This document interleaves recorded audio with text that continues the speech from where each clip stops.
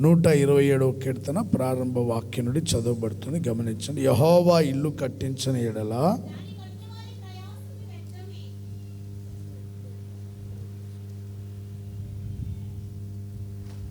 యెహోవా ఇల్లు కట్టించని ఎడల దాని కట్టువాని ప్రయాస వ్యర్థమే. యెహోవా పట్టణమును కాపాడని ఎడల దాని కావలి కాయువారు మేల్కొని ఇండుట వ్యర్థమే. మీరు వేకువనే లేచి చాలా రాత్రి అయిన తర్వాత పడుకొనుచు కష్టార్జితమైన ఆహారం తినుచుండుట వ్యర్థమే. తన ప్రియులు నిద్రించుచుండగా ఆయన వారికి ఇచ్చుచున్నాడు. అందరు చదవండి ఆ మాటలు. తన ప్రియులు, అందరు అక్కడ నుండి చదవండి. తన ప్రియులు నిద్రించుచుండగా ఆయన వారికి ఇచ్చుచున్నాడు. కుమారులు యెహోవా అనుగ్రహించు స్వాస్థ్యము, గర్భఫలము ఆయన ఇచ్చు బహుమానమే. యవన కాలమందు పుట్టిన కుమారులు బలవంతుని చేతిలో బాణముల వంటి వారు. వారితో తన అంబుల పొదిని నింపుకొనివాడు ధన్యుడు. అటివాడు సిగ్గుపడక గుమ్ముల్లో తమ విరోధులతో వాదించు. ఇక్కడ మనం ధ్యానించే మాట ఏంటంటే, తన ప్రియులు నిద్రించుచుండగా ఆయన వారికి ఇచ్చుచున్నాడు. చూడండి, దేవుని ప్రియులందరూ నిద్ర అంటే గాఢ నిద్ర కాదు, విశ్రాంతి, ప్రశాంతమైన జీవితం, నెమ్మదిగా ఉండడం. తిని నిద్రపోయి వాళ్ళందరికీ ఆయన ఆశీర్వాదాలు ఇవ్వడు, దీవెనలు ఇవ్వడు. ఊరికే తిని సోమరిపోతుల్లాగా నిద్రపోయే వాళ్ళందరూ కాదు. జీవితంలో ఎన్ని సమస్యలు, ఎన్ని పోరాటాలు, ఎన్ని ఆటుపోటులు ఎదురైనా ప్రశాంతంగా నెమ్మదిగా బ్రతకడం. నిద్రించడము అంటే ప్రశాంతంగా దేవుని సన్నిధిలో జీవించడం. తన ప్రియులు నిద్రించుచుండగా ఆయన వారికి ఇచ్చుచున్నాడు. చూడండి, దేవుడు అనేక ఆశీర్వాదాల్ని ఇచ్చినట్లుగా, కుమారులు దేవుడు అనుగ్రహించిన స్వాస్థ్యమని, గర్భఫలము ఆయన ఇచ్చిన బహుమానం. అంటే దేవుడు తన ప్రియులకి కుమారులని, కుమార్తెల్ని, స్వాస్థ్యాన్ని, అలాగే ఆశీర్వాదాన్ని, గృహములని, అలాగే కాపుదలనిచ్చి, అవసరాలు తీర్చి, అక్కరలు తీర్చి, అలాగే పుట్టిన పిల్లల్ని ఆశీర్వదించి, బలవంతుని చేతిలో బాణాల వలె మార్చి వారిని ఆశీర్వదించేటువంటి విధానాలు. ఇవి దేవుడు తన పిల్లలకు అనుగ్రహించినటువంటి ఆశీర్వాదాలు. చూడండి, ఆయనకు ప్రియులైన వారికి అట తన ప్రియులు. తన ప్రియులు ఎవరు? ఎలా ఉంటారు? ఏం చేస్తారు? దేవునికి ప్రియులుగా ఉన్న వాళ్ళు ఎలా ఉంటారు? ఎలా జీవిస్తారు? ఏం చేస్తారు? చూడండి, బైబిల్లో ద్వితీయోపదేశకాండలో ఏమని ఉంటుందంటే, బెన్యామీను యెహోవాకు ప్రియుడు అనే మాట 33వ అధ్యాయం 12వ వాక్యంలో రాయబడి ఉంటుంది. ద్వితీయోపదేశకాండం. బెన్యామీనును గురించి ఇట్లా, నేను బెన్యామీను యెహోవాకు ప్రియుడు. ఎవరంట బెన్యామీను? యెహోవాకు ప్రియుడు. ఆయనకు ప్రియుడుగా ఉన్నటువంటి బెన్యామీను ఆయన యొద్ద సురక్షితంగా ఉండును. దినమెల్లా దేవుడు అతనికి ఆశ్రయముగా ఉండును. ఆయన భుజముల మధ్య అతడు నివసించును. దినమెల్లా ఎలా ఉన్నాడంట దేవుడు? అతనికి ఆశ్రయముగా ఉన్నాడు. అంటే దేవుణ్ణి ఆశ్రయించి జీవించేటువంటి వ్యక్తి బెన్యామిన్. ఆయన భుజముల మధ్య నివసించేవాడు బెన్యామిన్. సురక్షితంగా దేవుడే నా బలము, దేవుడే నా ఆశ్రయం, దేవుడే నా రక్షణ, దేవుడే నా కోట, నేను ఆయన్ని ఆశ్రయించాను, ఆయన నాకు తోడై ఉన్నాడు అని దేవునిని ఆశ్రయించి జీవించేవాడు బెన్యామీను. అందుకని యెహోవాకు ప్రియుడు. తన ప్రియులని క్షేమముగా కాపాడుతుంటాడు, ఆశీర్వాదకరమైన మార్గాల్లో నడిపిస్తూ ఉంటాడు. దేవునికి ఎంతమంది ప్రియులుగా ఉన్నారో వాళ్ళు ఎప్పుడు దేవుని ఆశ్రయించే బ్రతుకుతూ ఉంటారు. ఆయన భుజముల మధ్యనే నివాసం మరొకసారి చదువుతారా మాటని? బెన్యామీను యెహోవాకు ప్రియుడు, దేవుని యొద్ద సురక్షితముగా ఉంటాడు. దినమెల్లా దేవుని దగ్గర సురక్షితంగా, దేవుని రెక్కల నీడలో, దేవుని సన్నిధిలో సురక్షితంగా ఉంటాడు. దినమెల్లా దేవుడు అతనికి ఆశ్రయముగా ఉంటాడు. ఆయన భుజముల మధ్య అతడు నివాసం, అంటే దేవుని బాహుబలాన్ని ఆశించి దేవుని బలముతో శక్తితో నింపబడి నడిపించబడేవాడు బెన్యామిన్. దేవునికి ప్రియులైన వాళ్ళందరూ ఆయన్ని ఆశ్రయించే జీవిస్తూ ఉంటారు. అలాగే దానియేలు గురించి కూడా రాయబడింది. దానియేలు నీవు బహుప్రియుడవు. 10వ అధ్యాయం 11వ వాక్యం దానియేలు గ్రంథం. దానియేలు 10వ అధ్యాయం 11వ వాక్యం. దానియేలు నీవు బహుప్రియుడవు, నేను నీ యొద్దకు పంపబడ్డాను. అవే మాటలు 18వ వాక్యంలో కూడా రాయబడి ఉంటుంది. మరలా అతడు నన్ను ముట్టి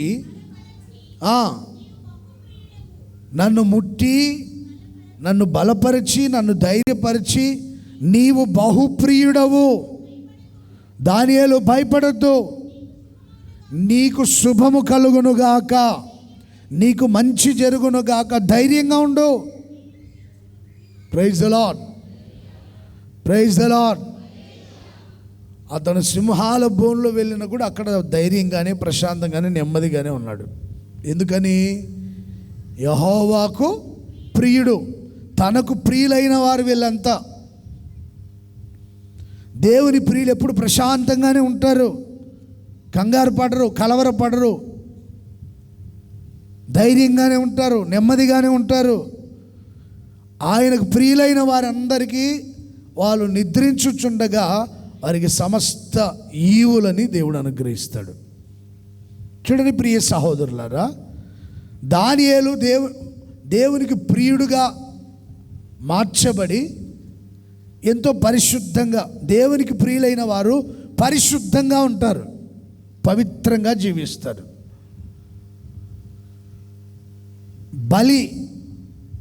బలి సంబంధించినటువంటి విగ్రహములకు అర్పించిన వాటిని భుజించకుండా తన వ్యక్తిగత జీవితాన్ని కాపాడుకుంటూ జీవించినటువంటి వ్యక్తి దానియేలు. ఆ సంగతులు 1వ అధ్యాయం 8వ వాక్యంలో రాయబడి ఉంటుంది. దానియేలు గ్రంథం 1వ అధ్యాయం 8వ వాక్యం.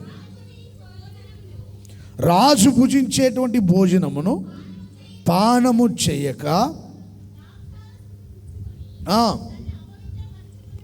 ద్రాక్షారసమును పుచ్చుకొని తనను అపవిత్రపరచుకోకూడదని దానియేలు ఉద్దేశించి తాను అపవిత్రుడు కాకుండానట్లు, చూడండి, వ్యక్తిగత జీవితాన్ని కాపాడుకునేదానికి రాజభోజనాల్ని భుజించడం మానేశాడు, ద్రాక్షారసం పానం చేయడం మానేశాడు.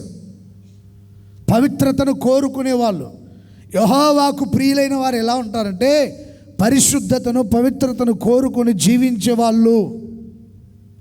దేవుడు ఎప్పుడో చెప్పాడు ఇశ్రాయేలుకి, విగ్రహములకు అర్పించిన వాటిని భుజించొద్దు.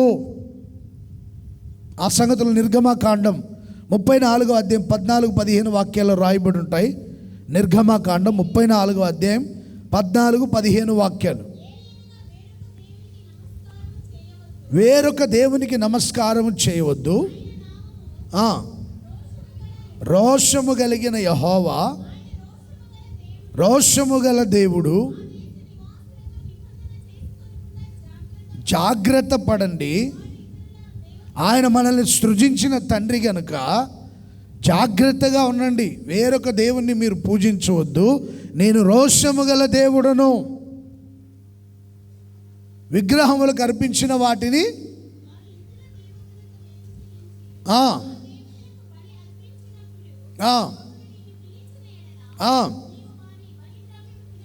బలిద్రవ్యములను తినకుండా చూసుకోండి అని దేవుడు ఎప్పుడో మోషేతో చెప్పడు ఇశ్రాయేలుకి చెప్పమని. బలిద్రవ్యములను పుచ్చుకోవద్దు, మీరు అపవిత్రులైపోతారు. విగ్రహములకు అర్పించిన వాటిని భుజించొద్దు, వాళ్ళతో నిబంధన చేసుకోవద్దు, వాళ్ళతో సహవాసం కలిగి ఉండొద్దు. అవి నీ జీవితాన్ని అపవిత్రపరుస్తాయి. నేను రోషము గల దేవుణ్ణి, నేను పరిశుద్ధుడను, మీరును పరిశుద్ధులై ఉండాలి. దానియేలు దేవునికి ప్రియుడిగా మార్చబడ్డానికి కారణం ఏంటంటే పవిత్రతను కోరుకొని జీవించాడు. క్రైస్తవ జీవితాన్ని జీవించే ప్రతి ఒక్కరూ, దేవుని బిడ్డలుగా జీవించాలని కోరుకొని జీవించే ప్రతి ఒక్కరూ పరిశుద్ధంగా ఉండాలి, పవిత్రంగా బ్రతకాలి. మనం ఆరాధించే దేవుడు మన చేతిని పట్టుకొని పవిత్రమైన మార్గాల్లో నడిపించేవాడు. నేను పరిశుద్ధుడనై ఉన్నట్టుగా మీరును పరిశుద్ధులైనడని చెప్పిన దేవుడు లోక మాలిన్యం అంటకుండా మన చేతిని పట్టుకొని పవిత్రమైన మార్గాల్లో నడిపించునుగాక. ఎవరు పరిశుద్ధతను కోరుకొని జీవిస్తారో వాళ్ళందరూ యెహోవాకు ప్రియులు, వారు నిద్రించుచుండగా ఆయన వారికి ఆశీర్వాదాలు అనుగ్రహిస్తాడు. ఇంకా పాప ఊబిలో, అలాగే అపవిత్రతను కోరుకొని దేవుని సన్నిధిని విడిచిపెట్టి అటు ఇటు పరుగులెత్తి జీవిస్తూ ఉన్నావేమో, నీవు దేవునికి ప్రియుడుగా మార్చబడలేవు. ఏ ఒక్క ఆశీర్వాదాన్ని కూడా అనుభవించలేని స్థితిలోనికి కొంతమంది దిగజారిపోతున్నారు. కారణం ఏంటంటే వాళ్ళ పరిశుద్ధత, పవిత్రత లేదు కనుక దేవునికి ప్రియులుగా మార్చబడలేకపోతున్నారు. నువ్వు దేవునికి ప్రియుడవైతే పరిశుద్ధతను కాపాడుకుంటూ జీవిస్తావు. అలాగే దానియేలులో ప్రత్యేకత ఏంటంటే ప్రార్థనా జీవితం, ప్రార్థించేటువంటి వ్యక్తి. అలాగే పరిశుద్ధ గ్రంథాన్ని ధ్యానించేటువంటి వ్యక్తి, దేవుని వాక్యాన్ని ధ్యానించే వ్యక్తి. వాక్యాన్ని చదువుతాడు, ధ్యానిస్తాడు. ధర్మశాస్త్రంలో ఉన్న విషయాలన్నీ తలంచేటి వ్యక్తి దానియేలు.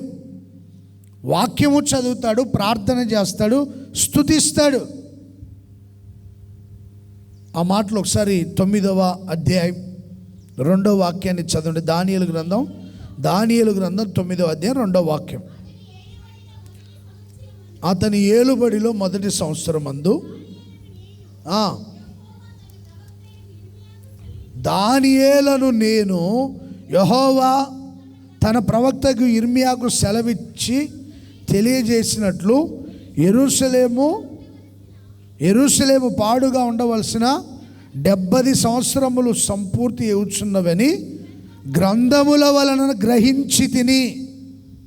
అంటే గ్రంథాన్ని చదివేవాడు, వాక్యాన్ని చదివేవాడు, వాక్యాన్ని ధ్యానించేవాడు. ఇర్మియా ప్రవచన గ్రంథంలో ఏమి రాయబడిందో, యెరూషలేముకి 70 సంవత్సరాలు, ఆ ప్రాంతం పాడు దిబ్బగా మార్చబడేటువంటి 70 సంవత్సరాలు సంపూర్ణమవుతున్నాయని గ్రంథాన్ని చదివి గ్రహించినవాడు. యెహోవాకు ప్రియులుగా ఉండే వాళ్ళు ఏం చేస్తారంటే వాక్యం చదువుతారు, వాక్యం వింటారు. నువ్వు దేవునికి ప్రియుడిగా ఉంటే వాక్యం చదువుతావు, వాక్యము వింటావు, వాక్యానుసారంగా బ్రతుకుతావు. అర్థమవుతుందండి మీకు? యెహోవాకు ప్రియులు ఏం చేస్తారంటే దేవుని సన్నిధికి వచ్చి వాక్యం వింటారు, ఊసులు చెప్పుకోరు. మందిరానికి వచ్చి ఊసులు చెప్పుకుంటూ కూర్చోరు, సరదాలు పడుతూ కూర్చోరు. వాక్య టైంలో అడ్డాలు తిరగరు అనమాట, అటు ఇటు. కొంతమంది వాక్యం చెప్పే టైంలో తిరుగుతుంటారు చూడండి. కొంతమంది వాక్యం వినరు, సెల్ ఫోన్ చూసుకుంటూ ఉంటారు. అప్పుడు మెసేజ్లు పంపుతుంటారు, కొంతమంది చాటింగ్ చేస్తుంటారు అనమాట.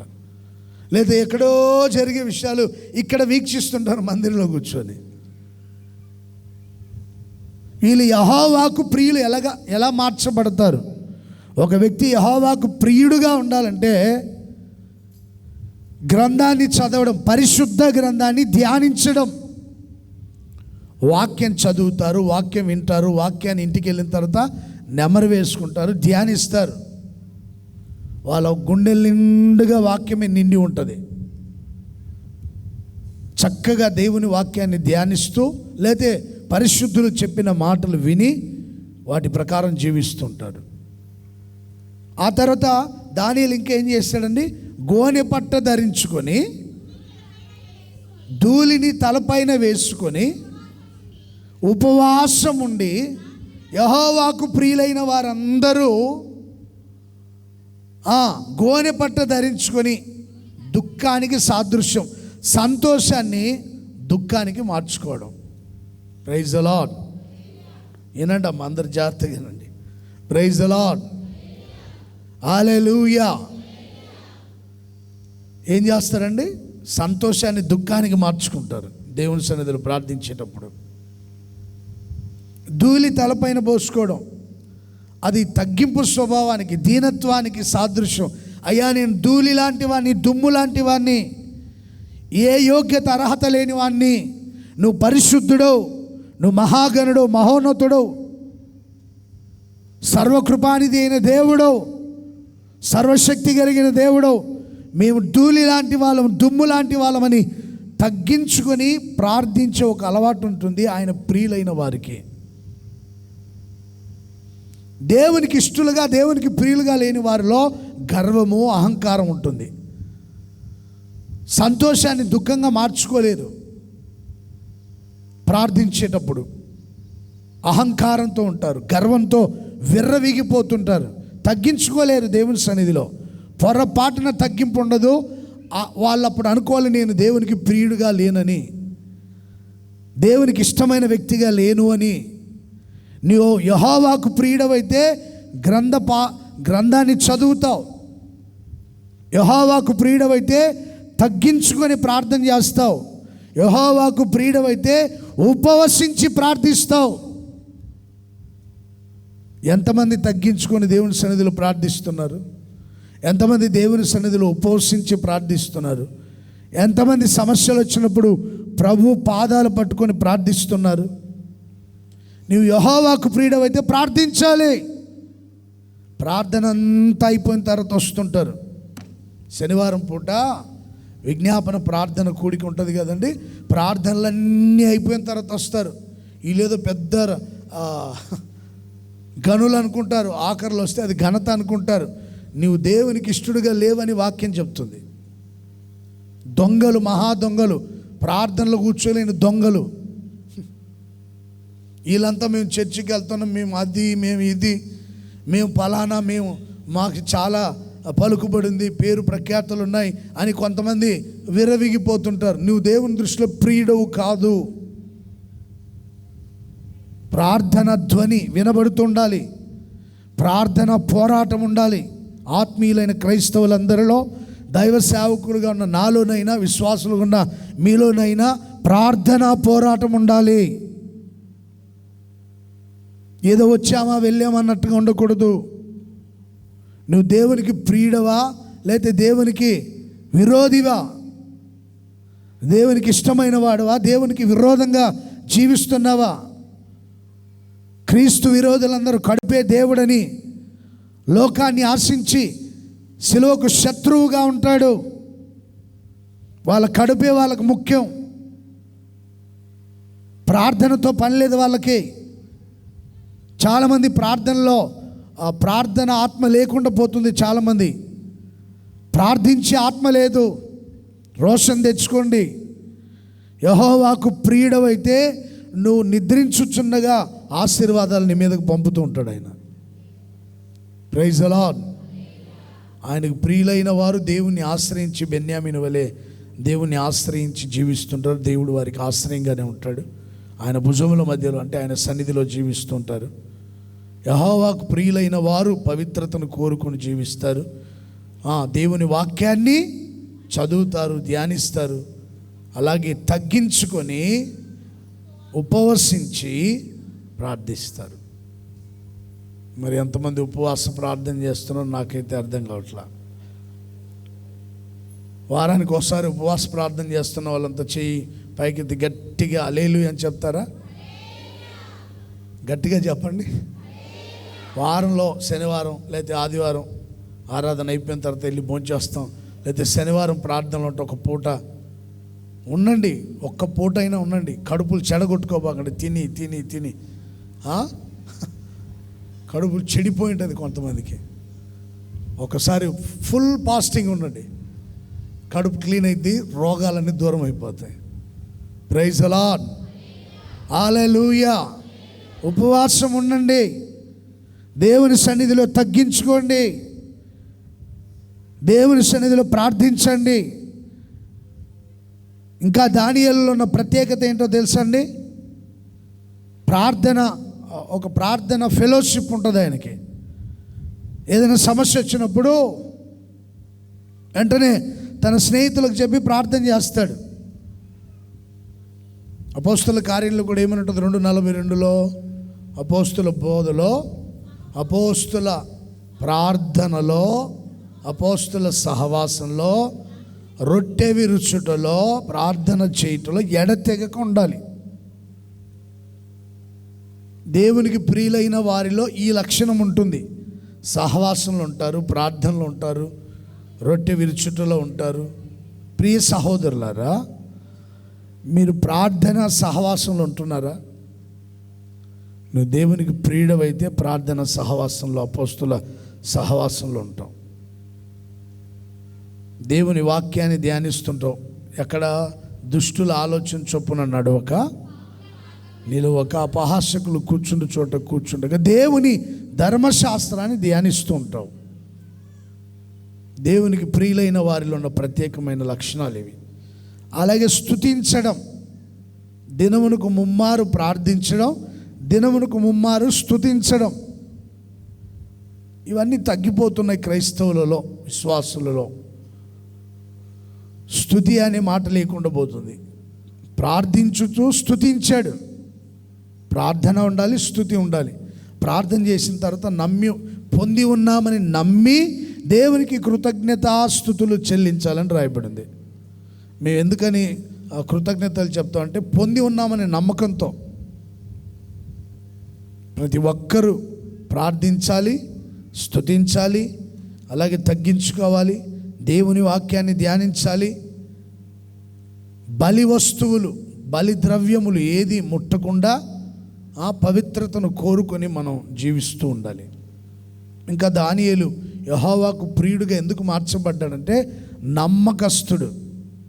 తనకు అప్పగించిన పని నమ్మకంగా జరిగించేవాడు. కుటుంబంలో నువ్వు నమ్మకంగా ఉంటున్నావా? నిన్ను నమ్మి నీ ఇంట్లో నీతో జీవిస్తుంది నీ భార్య, నమ్మకంగా ఉంటున్నావా? భార్యను కూడా మోసం చేసి తిరుగుతున్నారా? భర్తను నమ్ముతున్నారా? భార్య భర్త నమ్మేటట్లుగా నువ్వు నమ్మకస్తురాలు అని ఖచ్చితంగా చెప్పేటట్లుగా నువ్వు ప్రవర్తిస్తున్నావా? కుటుంబంలో ఎంతమంది నమ్మకంగా ఉన్నారు? ఎంతమంది కుటుంబంలో నమ్మకస్తులుగా ఉన్నారు? సంఘంలో ఎంతమంది నమ్మకస్తులుగా ఉన్నారు? దేవునికి ఇచ్చే విషయంలో ఎంతమంది నమ్మకస్తులుగా ఉన్నారు? దేవునికి నువ్వు అర్పించే అర్పణల విషయంలో ఎంత నమ్మకంగా ఉన్నావు? కానుకిచ్చే విషయంలో కావచ్చు, అర్పణలు అర్పించే విషయం కావచ్చు, ప్రతిష్టార్పణలు, కృతజ్ఞత అర్పణలు, 10వ భాగం ఇచ్చే విషయంలో ఎంతమంది నమ్మకంగా ఉంటున్నారు? ఊరికే యెహోవాకు ప్రియులు అవుతారా? నాకు ప్రియులు అవ్వచ్చు. మీరు పలానాడు నాకు చాలా ప్రియమైన వాడు, చాలా చక్కగా పనిచేస్తాడు, చక్కగా మాట్లాడతారు, పలానా వాళ్ళు చాలా చక్కటి భక్తి కలిగిన విశ్వాసం నేను చెప్పవచ్చు. దేవుడు చెప్పే స్థితిలో నువ్వు నమ్మకంగా ఉన్నావా? ఎంతమంది నమ్మకంగా ఉన్నారు? ఒకసారి మీ జీవితాలను పరిశీలించుకోండి. కుటుంబంలో నమ్మకం లేదు, సంఘంలో నమ్మకం లేదు, కొంతమంది మీద దేవుడికి ఇచ్చే విషయంలో నమ్మకస్తులుగా లేరు. యెహోవాకు ప్రియులుగా ఎలా మార్చబడతారు? ఇష్టలుగా ఎలా మార్చబడతారు? ఒకసారి మీ జీవితాలను పరిశీలించుకోండి. దానియేలు నమ్మకస్తుడు, ఏ తప్పైనను ఏ నేరమైనను చేయనివాడు. రే సహోదరులారా, దేవుని సన్నిధిలో నమ్మకస్తులుగా జీవించి యెహోవాకు ప్రియులుగా మార్చబడి ఆయన ఇచ్చే ఆశీర్వాదాలు పొందుకుందాం. అలాగే దానియేలు నీతిమంతుడు అని రాయబడింది. యేస్కేలు గ్రంథం 14:14 దానియేలు నీతిమంతుడు అని. మరి ఎంతమంది నీతిమంతులుగా జీవిస్తున్నారు? ఎంతమంది పవిత్రులుగా పరిశుద్ధులుగా జీవిస్తున్నారు? దానియేలు, నీవు బహుప్రియుడవు, భయపడొద్దు, నీకు శుభము కలుగునుగాక, ధైర్యంగా ఉండు. నీకు రావాల్సిన ప్రతి ఆశీర్వాదం దేవుని వల్ల నువ్వు పొందుకోబోతున్నావు. ధైర్యంగా ఉండు, భయపడొద్దు అని సాక్షాత్తు దేవుడే సెలవిస్తున్నాడు. ప్రియ సహోదరులారా, ఆయనకు ప్రియులుగా ఉండండి. యేసయ్యను గురించి ప్రవచనాలు ఏమందంటే, ఇతడు నాకిష్టుడు, ఇతడు నా ప్రాణమునకు ప్రియుడు అనే మాట ఉంటుంది. మత్తయి సువార్తమానం 12:18. త్వరగా చదవండి. 12:18 మత్తయి సువార్తమానం.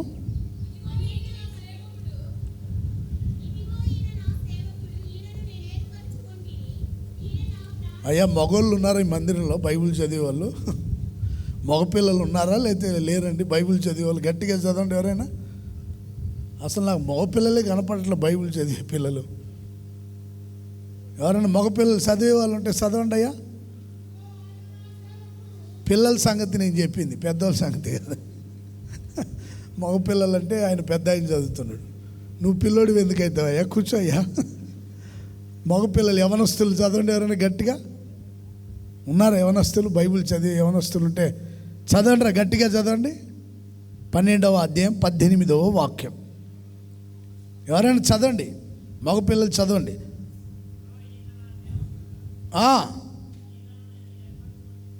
ఎవరు రా చదివేది? గట్టిగా చదువు. ఇదిగో ఈయన నా సేవకుడు, ఈయనను నేను ఏర్పరచుకుంటుని, ఈయన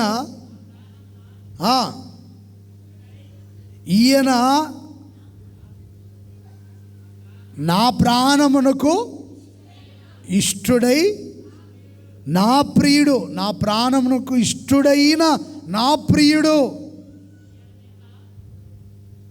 నా ప్రియుడు యేసు, నా ప్రియునికి నే సొంతమేగా, నా ప్రియుడు నావాడు, నా ప్రియుడు. హల్లెలూయా, ప్రైజ్ ది లార్డ్, హల్లెలూయా.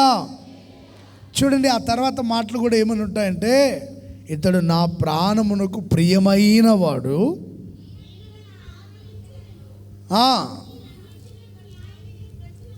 చేయును.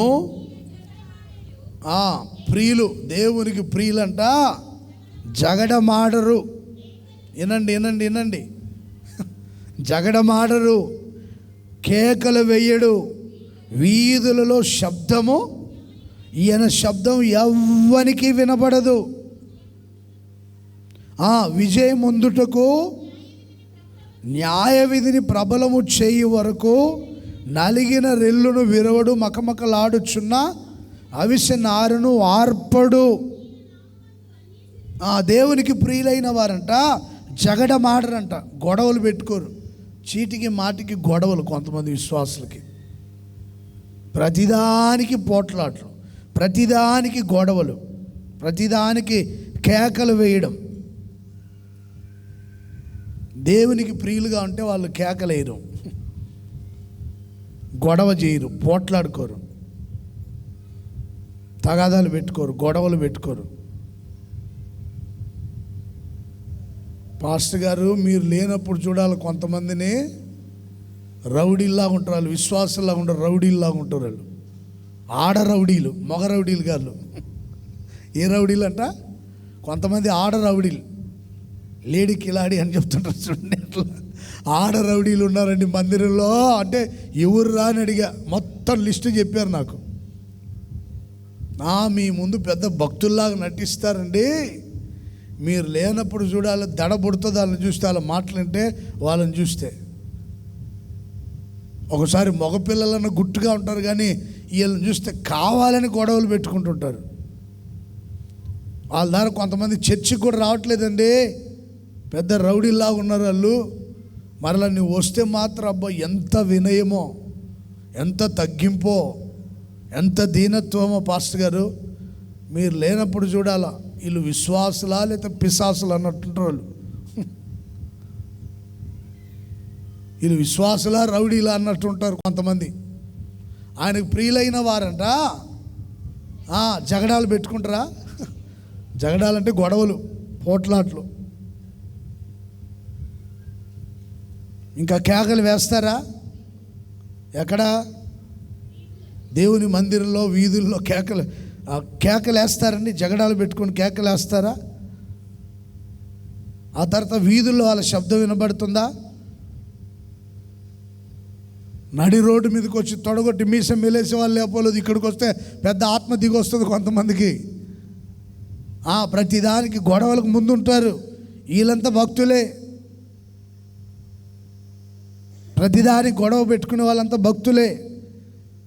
ఈయన నా ప్రాణమును ప్రియుడు, నాకు ఇష్టమైన వాడు, జగడమాడడు, కేకలు వెయ్యడు. వీధుల్లో ఆయన శబ్దం వినబడదు. ప్రియ సహోదరులారా, నలిగిన రెల్లును విరవడు, మకమకలాడుచున్న అవిసెనార జనుపనార ఒత్తిని ఆర్పడు. ఎవరైనా ఆత్మలో నింపబడి ప్రార్థనాపూర్వకం ఉంటే చాలే నీ భక్తి.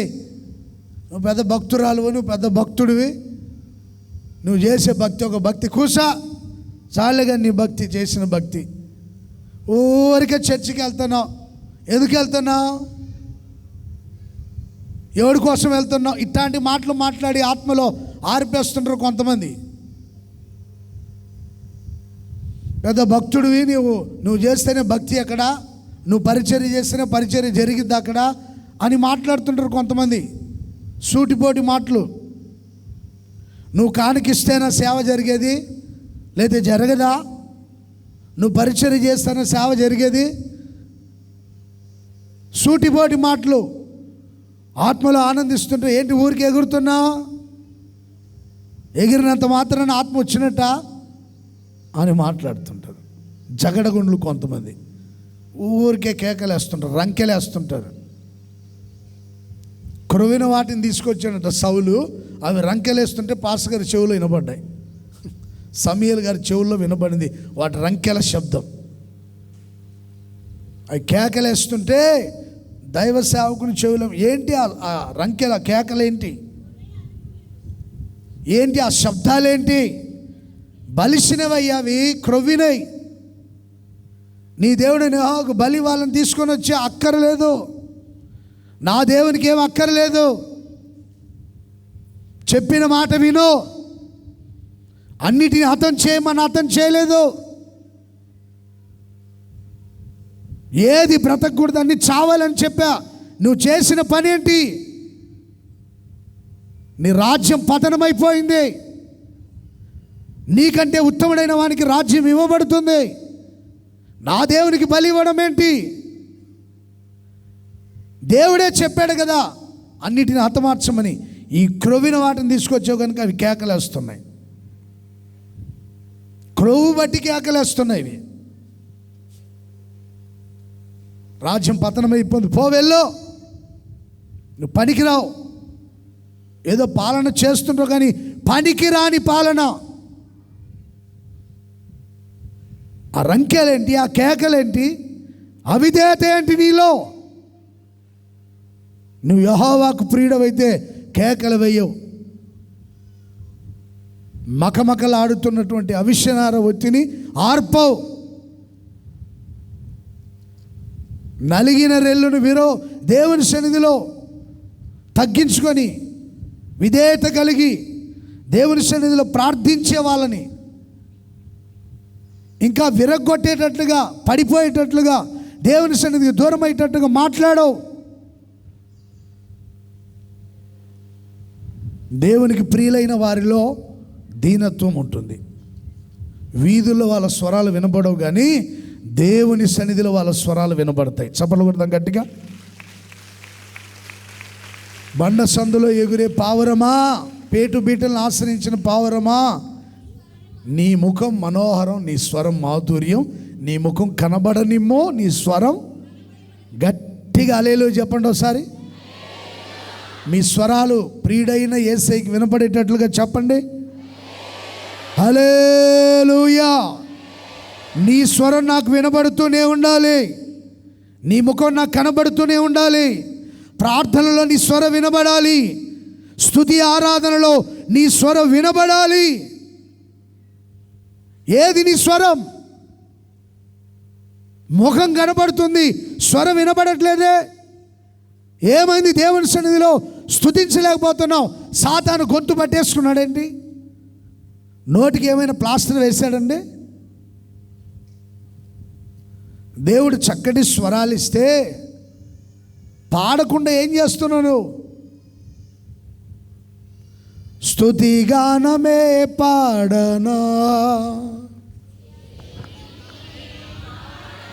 అందరి స్వరాలు వినబడాలి దేవునికి. స్తుతిగానమే పాడనా, జయ గీతమే పాడనా.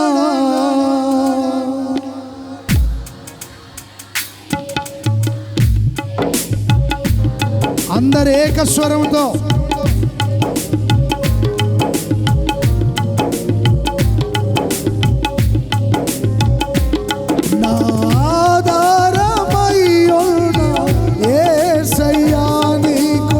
కృతజ్ఞుడనై జీవితమంతయు సాక్షినై ఉండును. స్తుతిగానమే పాడనా, జయ గీతమే పాడనా. స్తుతిగానమే పాడనా, జయ గీతమే పాడనా. నా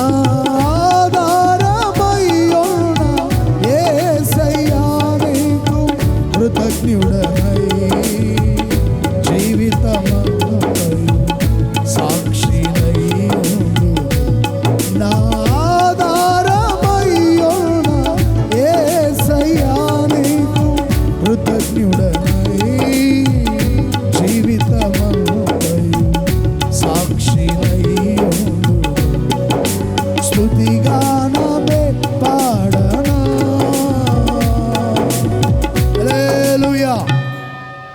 అందరి స్వరాలు దేవుని సన్నిధిలో వినబడాలి.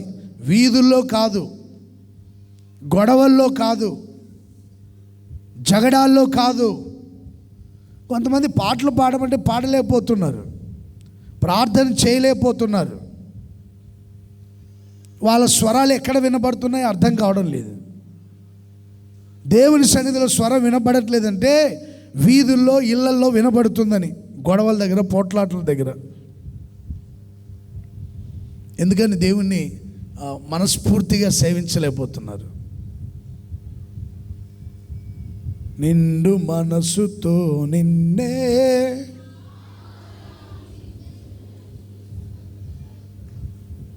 పాడండి.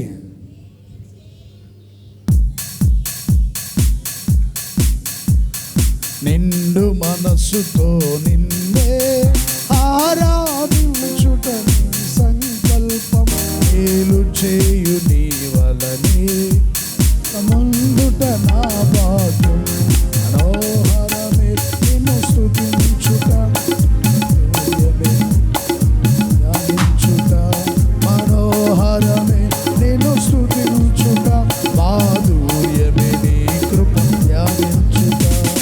నిండు మనసుతో నిన్నే ఆరాధించుట నీ సంకల్పం, మేలు చేయు నీ వలనే బలముందుట నా భాగ్యం. మనోహరమే.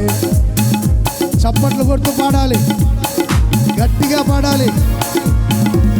మనోహరమే నిన్ను స్తుతించుట, మాధుర్యమే నీ కృప ధ్యానించుట. మనోహరమే. చప్పట్లు కొడుతూ పాడండి గట్టిగా, అందరూ చప్పట్లు కొడుతూ పాడండి. మనోహరమే. చప్పట్లు చప్పట్లు. మనోహరమే నిన్ను స్తుతించుట, మాధుర్యమే ధ్యానించుట. మనోహరమే.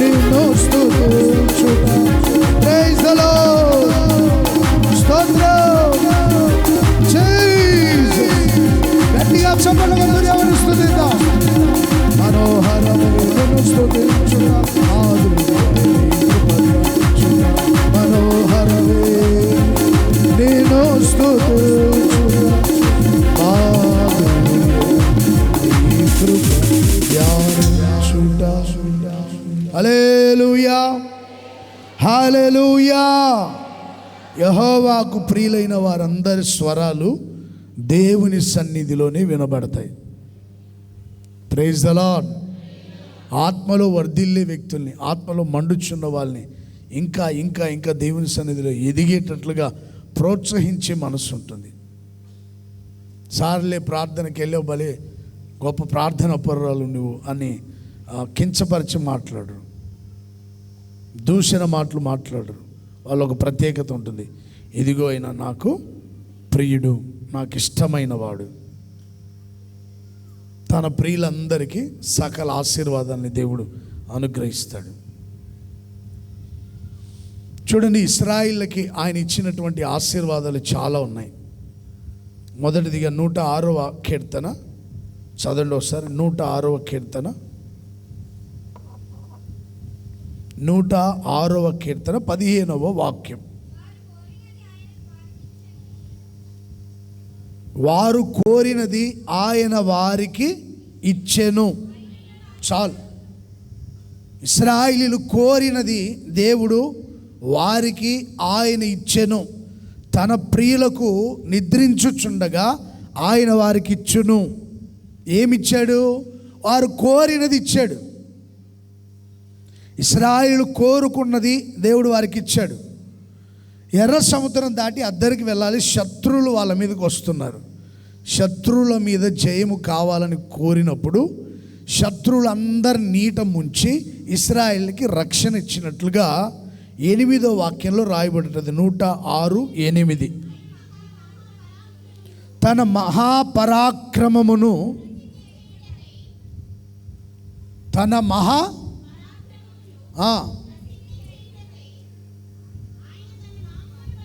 తన నామమును బట్టి తన పరాక్రమమును ప్రసిద్ధి చేయుటకై ఆయన వారిని రక్షించెను, ఆయన వారిని విమోచించెను.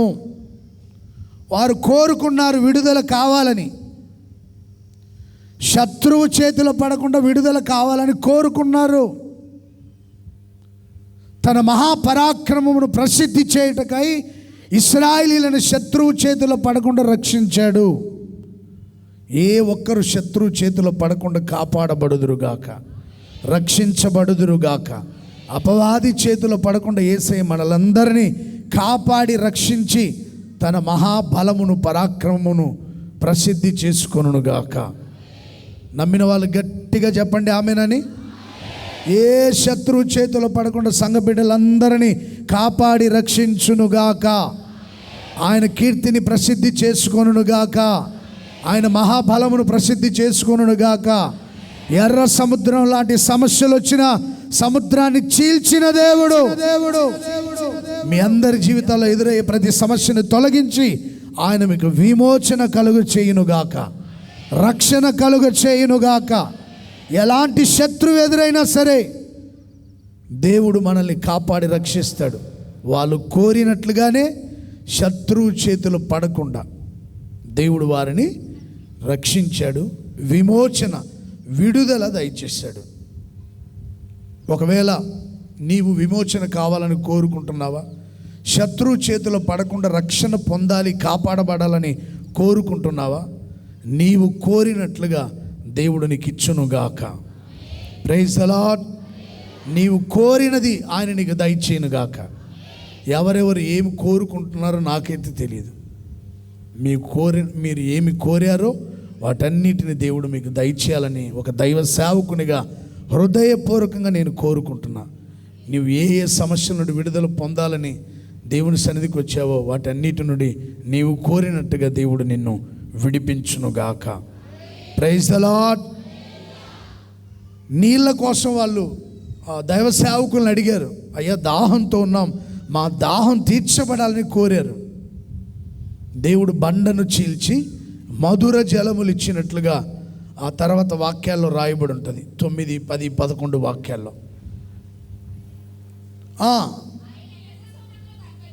గద్దింపగా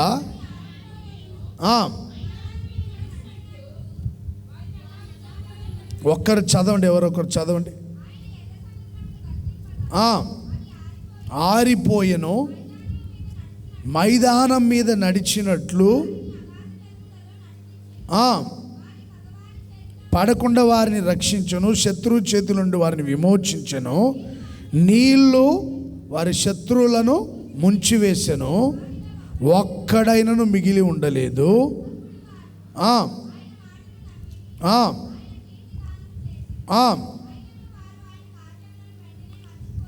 వారు కోరినది ఆయన వారికి అనుగ్రహించెను.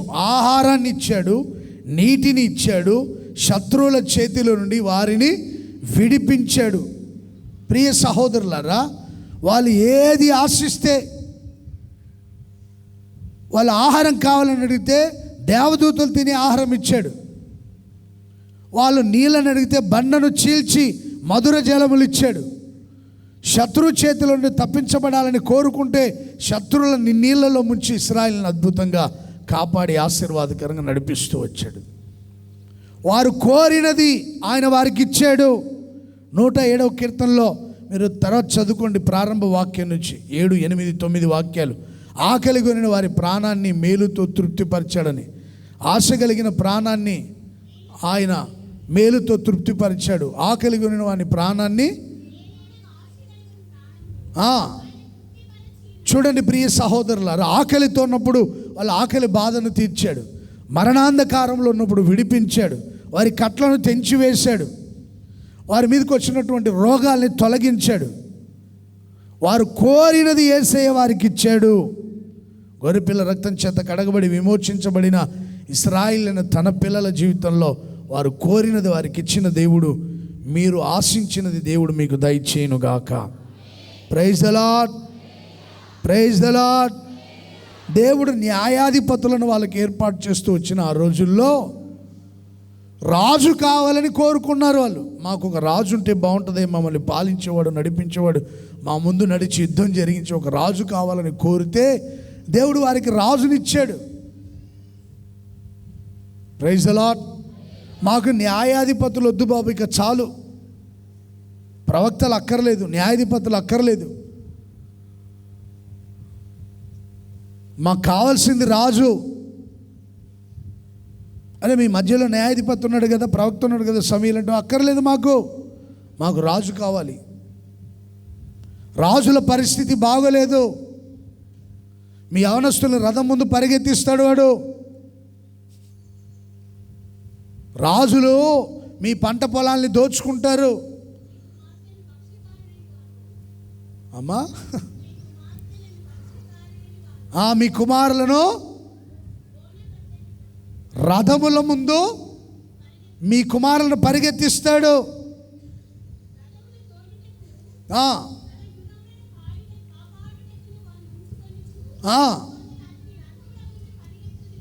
ఉందమ్మా మాట, నేను చెప్పిన మాట. రథాల ముందు పరిగెత్తిస్తాడు. గుర్రాలు కాసుకునే పని పెడతాడు. మీ పిల్లల్ని ఇంట్లో పని మనుషులుగా పెడతాడు. మీకెందుకురా రాజు బాబు, వాడి పరిస్థితి బాగోదు. నా మాట వినండి, న్యాయాధిపతులు ప్రవక్తలు మిమ్మల్ని నడిపిస్తారంటే, లేదయ్యా ఒక రాజు ఉంటే బాగుంటుందయ్యా మాకు.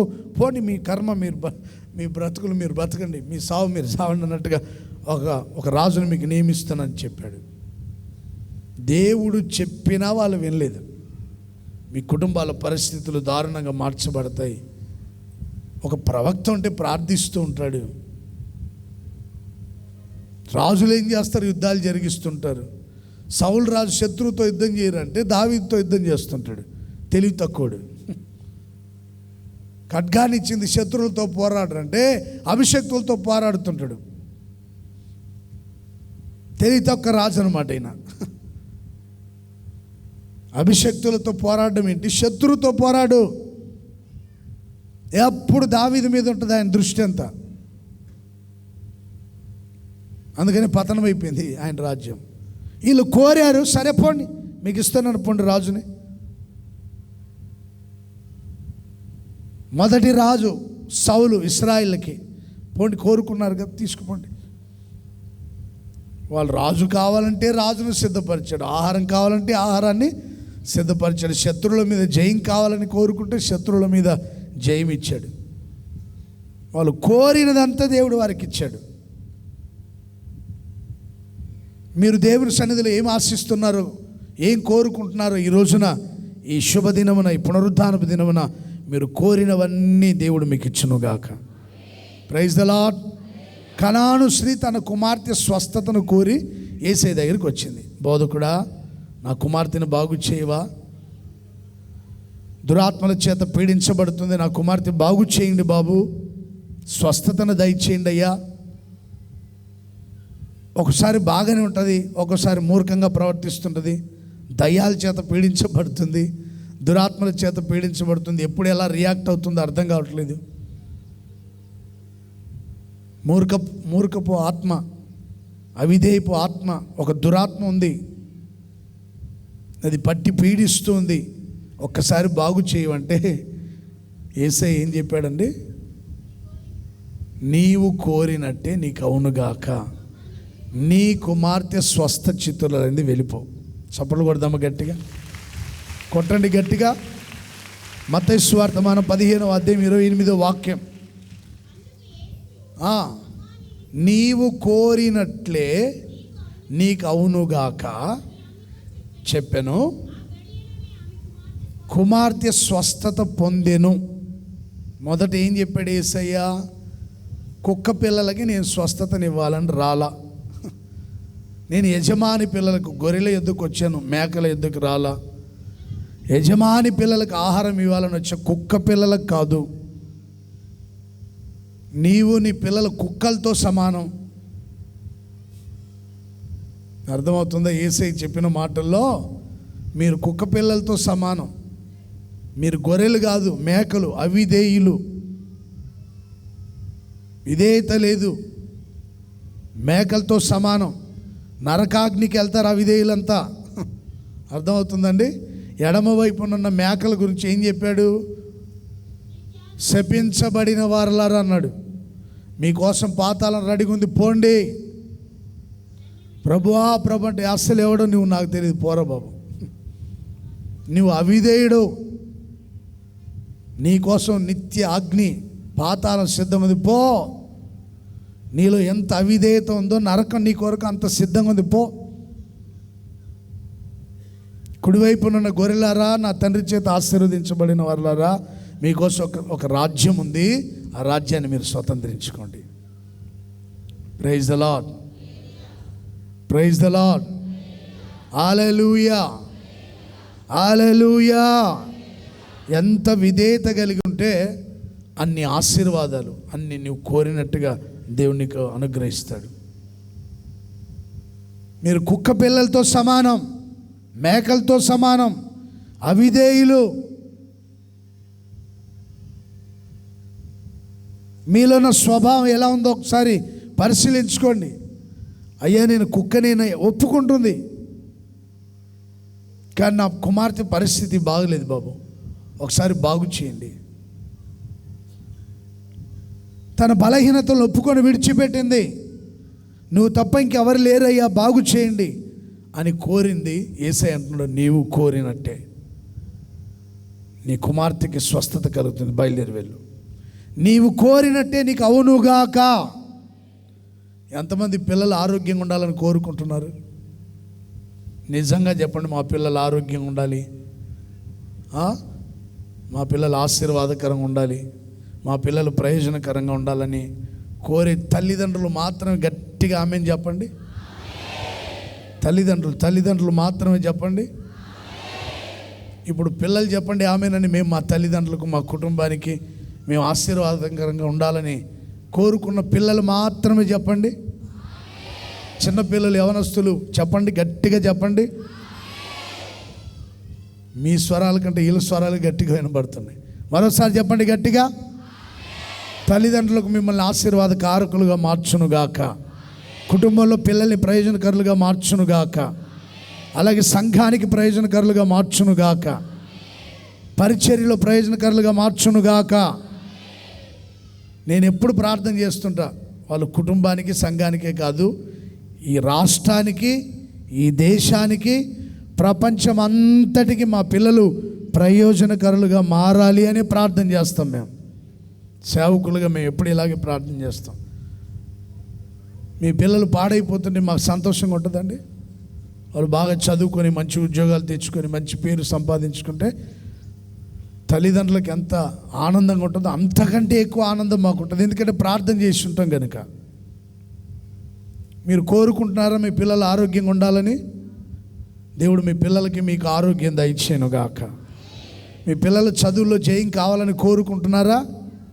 కుడి చేతిని పైకెత్తి మరొకసారి గట్టిగా అందరూ చెప్పండి ఆమేనని. పిల్లల చదువులో జయం కావాలని కోరే వాళ్ళు గట్టిగా ఆమేన్ చెప్పండి.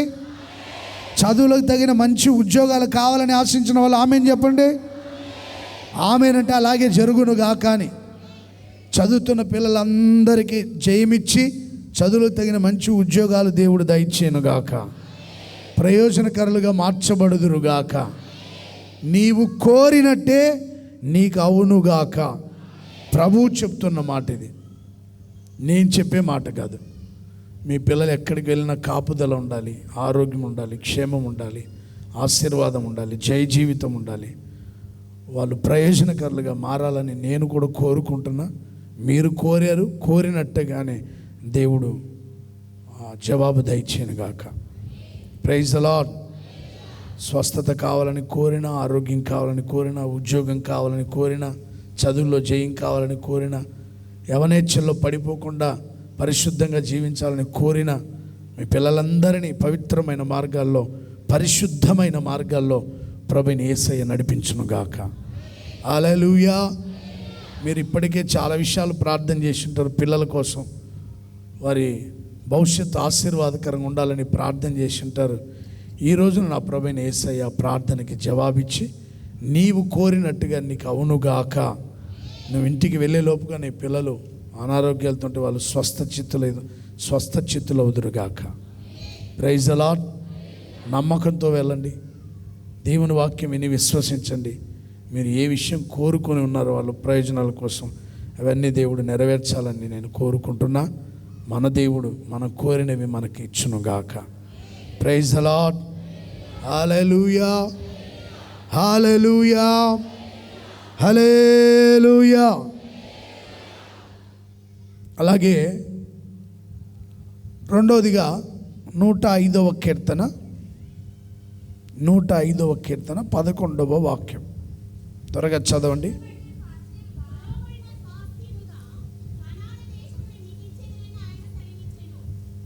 కనాను దేశమును మీకు స్వాస్థ్యముగా, ప్రైజ్ ది లార్డ్, కనాను దేశమును మీకు స్వాస్థ్యముగా ఇచ్చెను.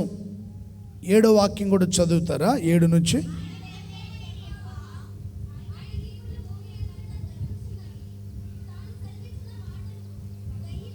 తాను సెలవిచ్చిన మాటలు 1000 తరముల వరకు అబ్రహాముతో తాను చేసిన నిబంధన, ఇస్సాకుతో తాను చేసిన నిబంధన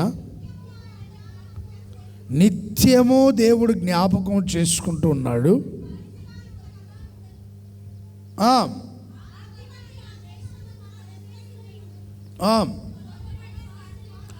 కొలవబడిన స్వాస్థ్యముగా కనాను దేశమును మీకిచ్చేదను. చాలు. దేవుడైన యెహోవా ఇశ్రాయేలుకి చెప్తున్నాడు, కనాను దేశమును నేను మీకు స్వాస్థ్యముగా ఇస్తా. నిర్గమకాండం 6వ అధ్యాయం 4వ వాక్యం నుండి కూడా చదవండి. నిర్గమకాండం 4వ అధ్యాయం 6వ వాక్యం.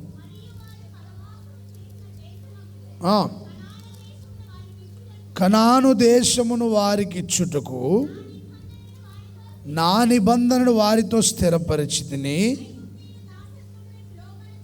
ఇశ్రాయేలీల మూలుగులు విని నా నిబంధనను జ్ఞాపకం చేసుకొని ఉన్నాను. కాబట్టి నీవు ఇశ్రాయేలుతో ఇలాగ చెప్పుము, నేనే యెహోవాను. నేను ఐగుప్తీయులు మోయించు బరువుల క్రింద నుండి మిమ్మల్ని వెలుపలికి రప్పించి వారి దాస్యములో నుండి మిమ్మల్ని విడిపించి నా బాహువు చాపి గొప్ప తీర్పులు తీర్చి మిమ్మల్ని విడిపించి మిమ్మల్ని నాకు ప్రజలుగా చేర్చుకొని మీకు దేవుడనై ఎందును.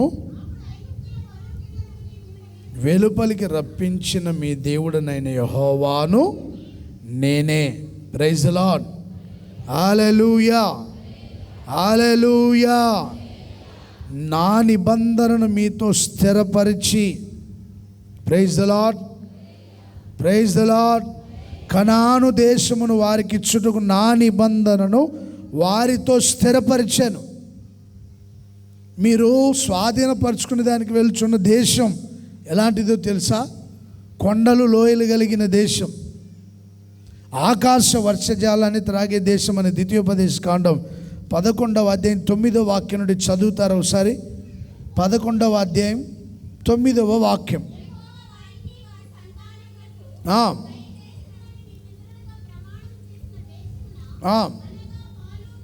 పాలు తేనెలు ప్రవహించే దేశం.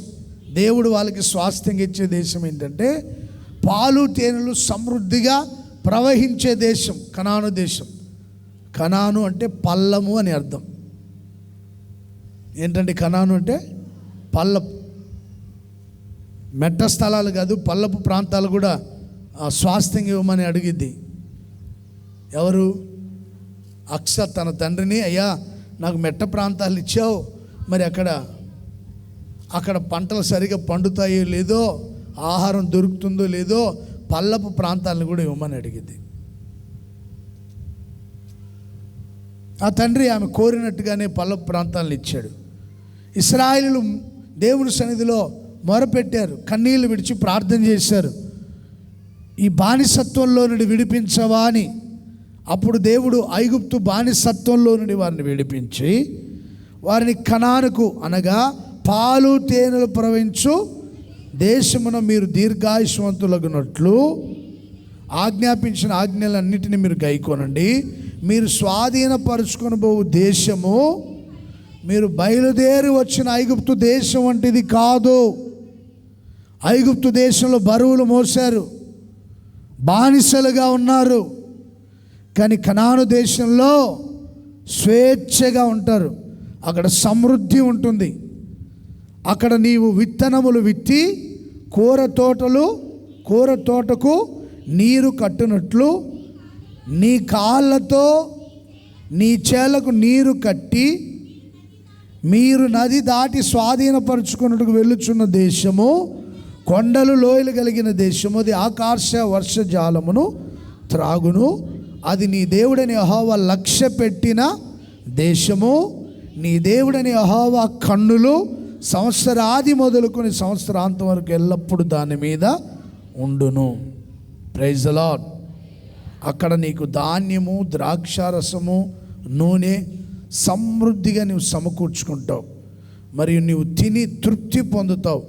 నీ పశువుల కొరకు నీ చేళ్లలో గడ్డి మొలుస్తుందని 15వ వాక్యంలో ఆ విషయాలు రాయబడి ఉంటాయి. నీ దేశం మీద వర్షం, అనగా తొలకరి వాన, కడవరి వాన దాని కాలమున కురిపించేదను. 14వ వాక్యం ఆ మాట చదవండి. మీ దేశమునకు వర్షం, అనగా దేవుడు మనం కోరినట్లుగా తొలకరి కడవరి వర్షాన్ని సమృద్ధిగా కురిపించునుగాక. విత్తనాలు వేసే వ్యవసాయకులకు సమృద్ధిగా ధాన్యాన్ని దేవుడు దయచేయునుగాక. మన విశ్వాసులు చాలామంది పొలం పని చేసే వాళ్ళు ఉన్నారు, పొలం పండించే వాళ్ళు ఉన్నారు. విత్తనాలు వేసే దానికోసం తొలకరి వాన కోసం ఎదురు చూస్తున్నారు. కడవరి వర్షం కోసం వేసిన విత్తనాల ద్వారా ఫలం పొందే దానికోసం కడవరి వర్షం కోసం కూడా ఎదురు చూస్తూ ఉంటారు. నా ప్రభువైన యేసయ్య తొలకరి కడవరి వర్షాన్ని కురిపించి సంతృప్తిని, సమృద్ధిని దేవుడు దయచేయునుగాక. పశువులకు గడ్డిని మొలిపించునుగాక. మనుషులు తినేదానికి ఆహారాన్ని సమృద్ధిగా దేవుడు దయచేసి మీరు తిని తృప్తి పొందినట్లుగా సమృద్ధి అయిన ఆహారాన్ని దేవుడు దయచేయునుగాక. వాళ్ళు ఒక దేశానికి వెళ్తున్నారు స్వాధీనపరుచుకున్నట్టుకు, కనాను దేశానికి. అక్కడ ఎలా ఉంటుందో ఆ దేశ పరిస్థితులు ఎలా ఉంటాయో దేవుడిని యెహోవా ముందుగానే చెప్పాడు. కొలవబడిన స్వాస్థ్యం మీకు ఇస్తాను. ఆ దేశం ఎప్పుడు సమృద్ధితో ఉంటుంది. అక్కడ ఇనుము, ఇత్తడి, రాగి, బంగారం, వెండి అన్నీ సమృద్ధిగా దొరుకుతాయి. ఆహారం సమృద్ధిగా ఉంటుంది. వాళ్ళ కనాను దేశాన్ని ఇచ్చాడు. మనం ఉన్న ప్రాంతాల్లోనే మనకు దేవుడు సమృద్ధి దయచేయాలని నేను కోరుకుంటున్నా. ఈ సంవత్సరం తొలకరి కడవరి వర్షాలని దేవుడు సమకూర్చునుగాక. విశ్వసించిన వాళ్ళు గట్టిగా ఆమేన్ చెప్పండి. సకాలంలో మన దేశం మీద వర్షం కురిపించునుగాక, మన ప్రాంతాల మీద వర్షం కురిపించునుగాక. వ్యవసాయకులు విత్తనాలు వేస్తే అది నూరంతలుగా ఫలించునుగాక. కడవరి వర్షాలను కూడా సమకూర్చునుగాక. దేవుడి కార్యం జరిగించినందుకై గట్టిగా స్తోత్రం చెప్పండి. విశ్వాసంతో చేతులెత్తి చెప్పండి గట్టిగా. తొలకరి కడవరి వర్షాల్ని సమృద్ధిగా కురిపించిన దేవునికి స్తోత్రం. సమృద్ధిగా పంటలు పండించిన దేవునికి స్తోత్రం. సమృద్ధి అయిన ఆహారం ఇచ్చిన దేవునికి స్తోత్రం. దేవుడైన యెహోవా కనుదృష్టి మన దేశం మీద ఉండునుగాక, మన మీద ఉండునుగాక. ఐగుప్తు దేశం లాంటి దేశం కాదు ఇది. ఎప్పుడు సమృద్ధిగా సమాధానంగా ఉండే దేశం. మనం ఉన్న ప్రాంతాల్లో సమాధానం ఉండాలి, సమృద్ధి ఉండాలి, క్షేమం ఉండాలి, తృప్తి ఉండాలి.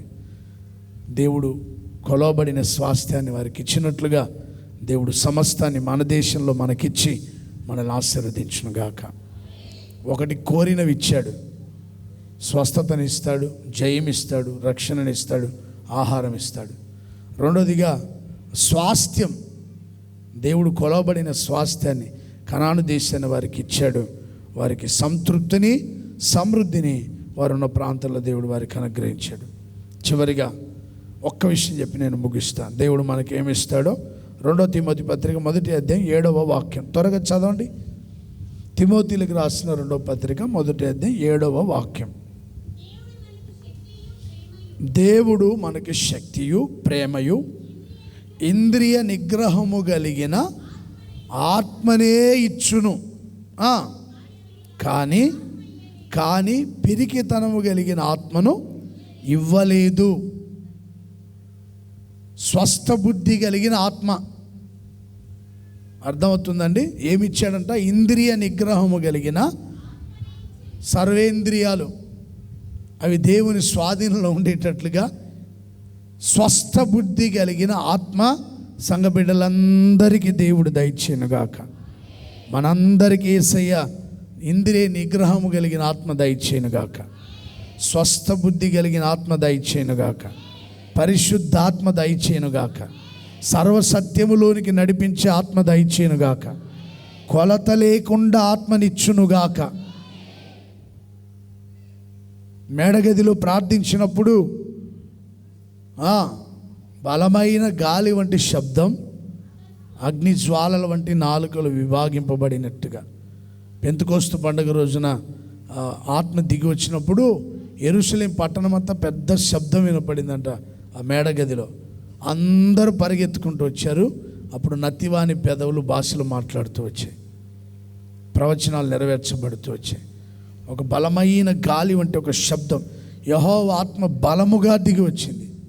పిరికి ఆత్మను పొందలేదు వాళ్ళు, దాస్యపాత్మను పొందలేదు వాళ్ళు, దత్తపుత్రాత్మను పొందారు. Praise the lord. సంఘ బిడ్డలందరికీ దేవుడు దత్తపుత్రాత్మ దయచేయునుగాక. ఇంద్రియ నిగ్రహము కలిగిన ఆత్మనే ఇచ్చునుగాక. పిరికి ఆత్మను దేవుడు గద్దించునుగాక. Praise the lord. పిరికితనం, ప్రతిదానికి పిరికితనం, భయపడొద్దు. దాస్యపాత్మను మీరు పొందలేదు, దత్తపుత్రాత్మను పొందాం. అబ్బా తండ్రి అని పిలిచే ఆత్మ. ఎందుకు పిరికి వాళ్ళుగా ఉంటున్నారు? నీ ఇంట్లోనే ఉండి నీవు ప్రార్థించు, నా తండ్రి అని ప్రార్థించు. నిన్ను భయపెట్టి ఆత్మ తొలగిపోవునుగాక. Praise the lord. కొలత లేని ఆత్మ. 3వ అధ్యాయం 34వ వాక్యం యోహాను సువార్త 3:34. యోహాను సువార్తమానం 3వ అధ్యాయం 34వ వాక్యం.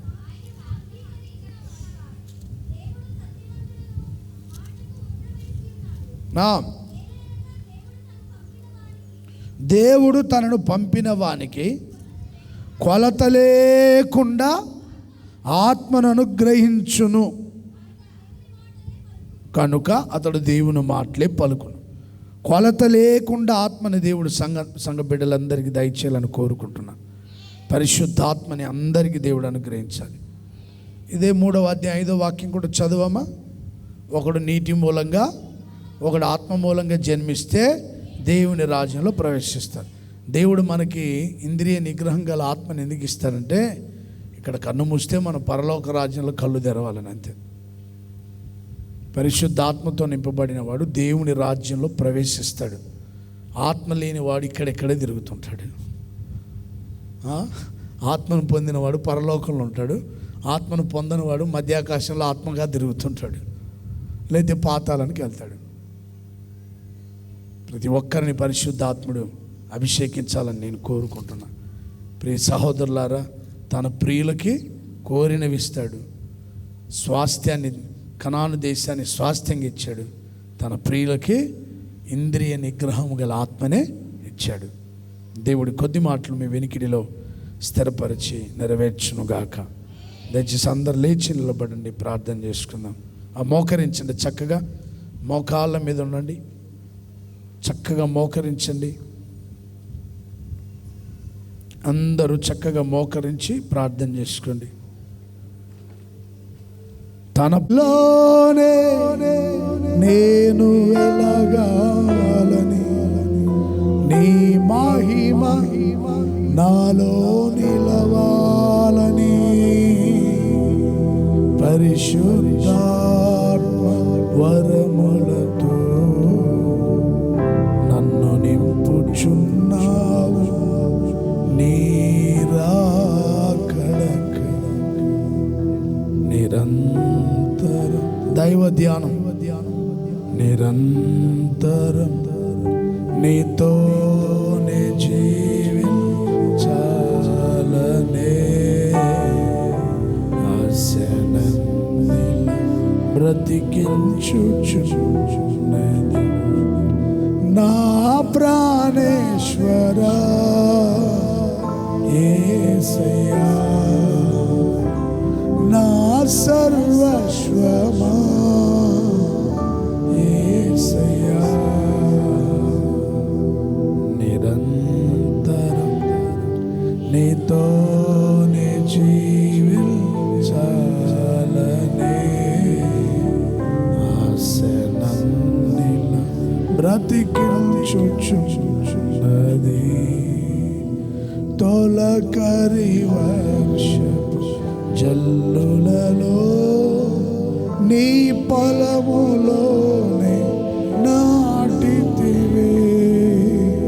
తొలకరి వర్షపు జల్లులలో నీ పొలములోనే నాటితివే.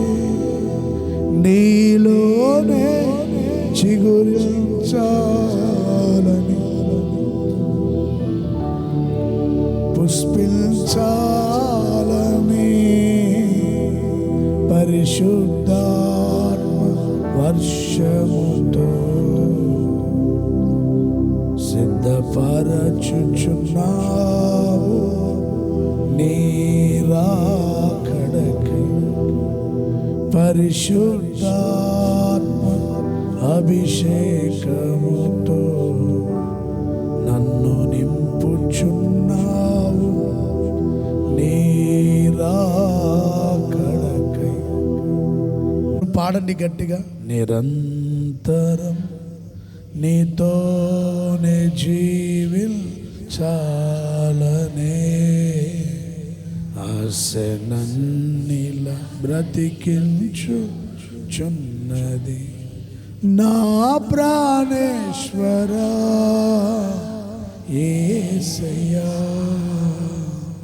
నా సర్వస్వమా, యేసయ్యా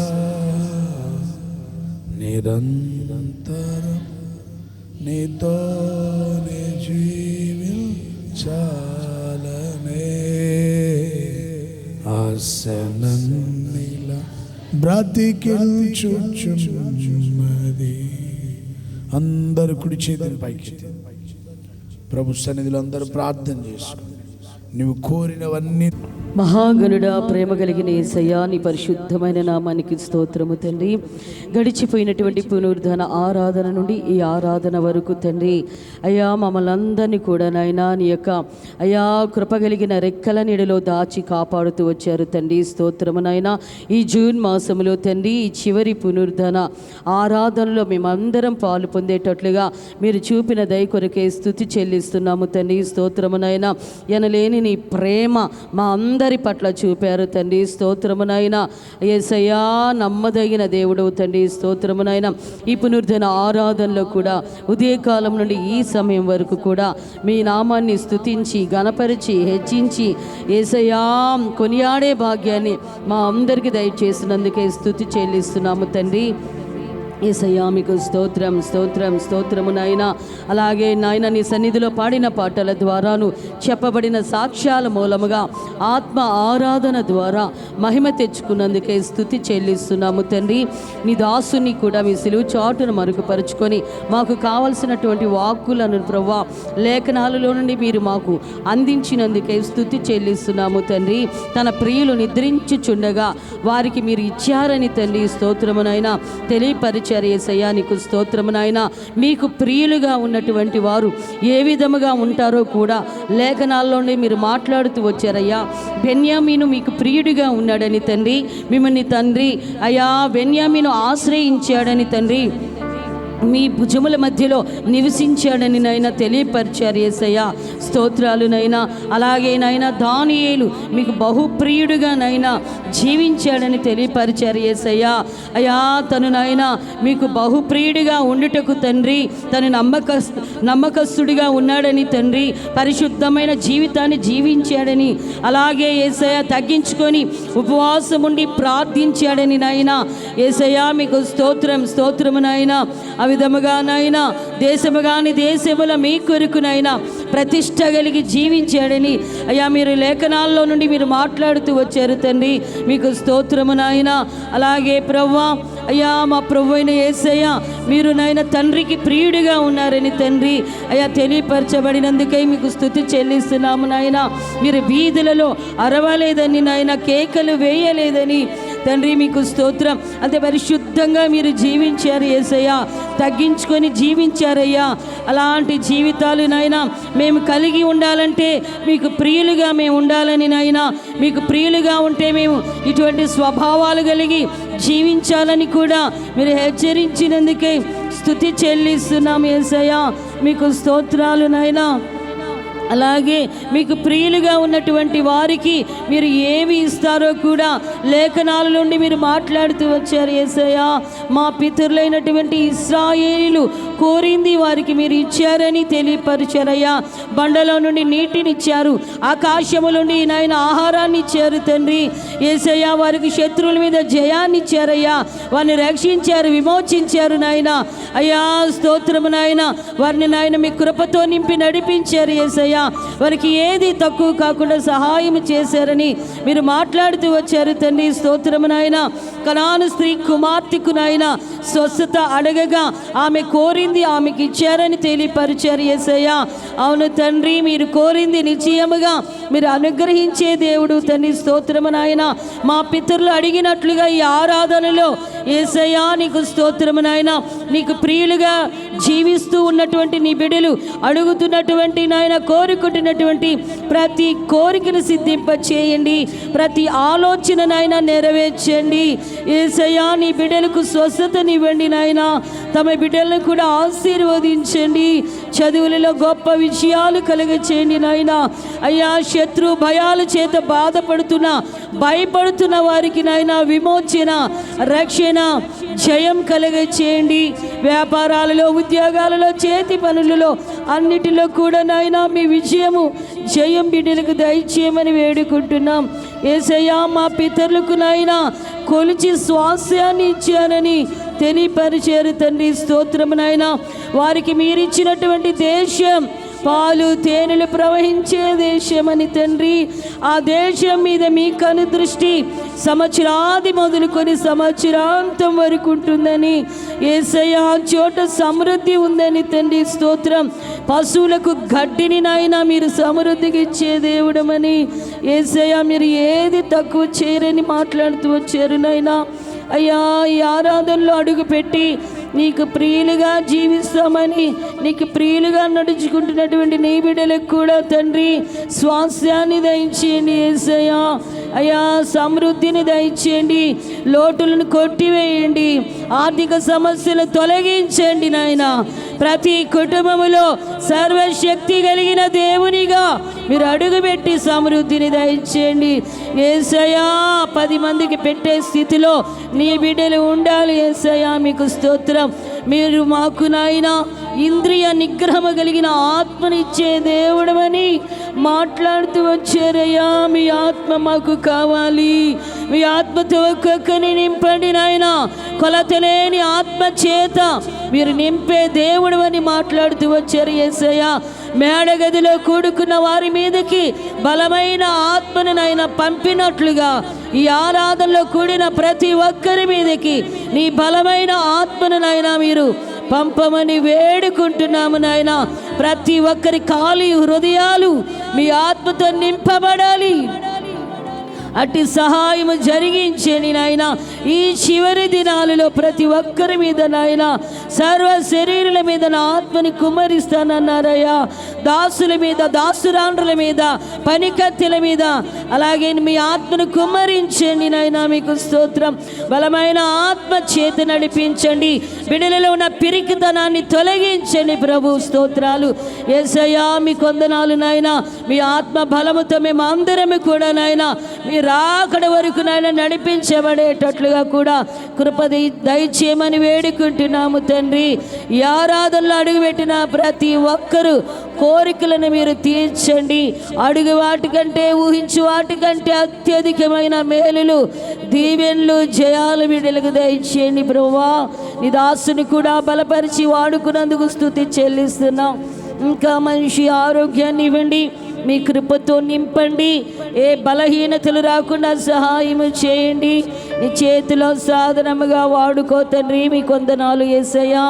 అయ్యా, ఈ చివరి పునరుద్ధరణ ఆరాధనను మీరు ఎంతో భారమెత్తి నడిపించారు తండ్రి. చేరి కూడి వచ్చిన బిడ్డలందరినీ దీవించండి నాయన.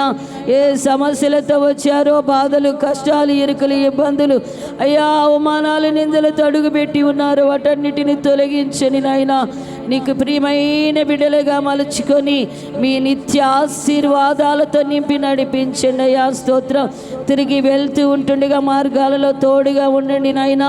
ఈ వారం అంతా కాచి కాపాడమని, పని బాటల్లో చదువుల్లో తోడుగా ఉండమని వేడుకుంటున్నామయ్యా. స్తోత్రం. మీరు మా కొరకు నాయనా, నీకు ప్రియులుగా జీవించే బిడ్డల కొరకు నాయనా మరొకసారిగా మీరు రానై ఉంటుండగా తండ్రి స్తోత్రము నాయనా. నీకు ప్రియమైన బిడ్డలుగా ఉంటూ మీరు ఇచ్చే ఆశీర్వాదాలు పొందుకొని మిమ్మల్ని ధైర్యంగా ఎదుర్కొనే ధన్యత మా అందరికి దయచేయమని యేసు నామములో అడిగి వేడుకొనుచున్నాము తండ్రి. ఆమేన్.